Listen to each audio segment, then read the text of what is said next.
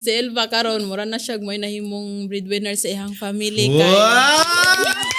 Ako nga ate man unta to, pero Nalabuan mo naman ang kanyang kadato. wala.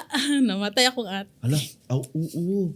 Ala, sorry. Na, Oo, nakitaan ko pala yun. No, sorry. pasensya na, basta akong ate, bitaw kayo. Emotional jud kay ta kay syempre, no? Ato bi anang igsuon. Gani, kay akong ate mo So napasa sa'yo yung ano? Oo, then siya nagpa-eskwela na ako, fourth year college. Tapos, nagkasakit mo gud siya ning uli siya sa balay kag Manila. Then atong September 2025, namatay mo gud siya din.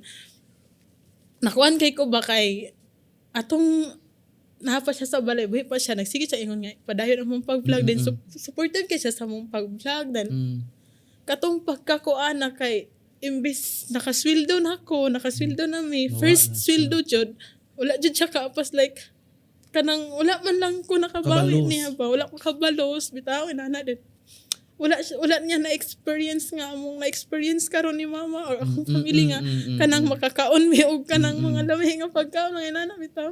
Yan yung pinakasakit no, nung hindi ka nakakabalos bito sa mga gusto mong balusan. Gani. No, yung kanang gusto mo ipa-experience sa kanya yung mga ano ba, mga gusto mo. Okay, pareha man gud min duha kato ko nga ti kog sad kay to siya mo trabaho to og kanang mga basakan, basta as long as nga naay sapit Sapit. tanana.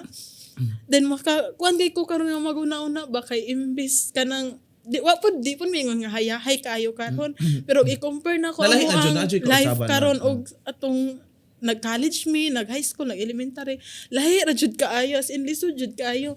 Makuan lang kay ko kay wala jud Ay, siya gusto ka. mo ba na kasama din siya ano sa unta pag-anak ba mo? nga imbis kanang Gusto mo alsahin na tanan ba? Ay, uban na tanan. Pero siya, hindi naman siya makakauban. bahala na gud unta og kanang di siya mo trabaho basta kay naara siya sa balay din mag-uban mi nana bitaw.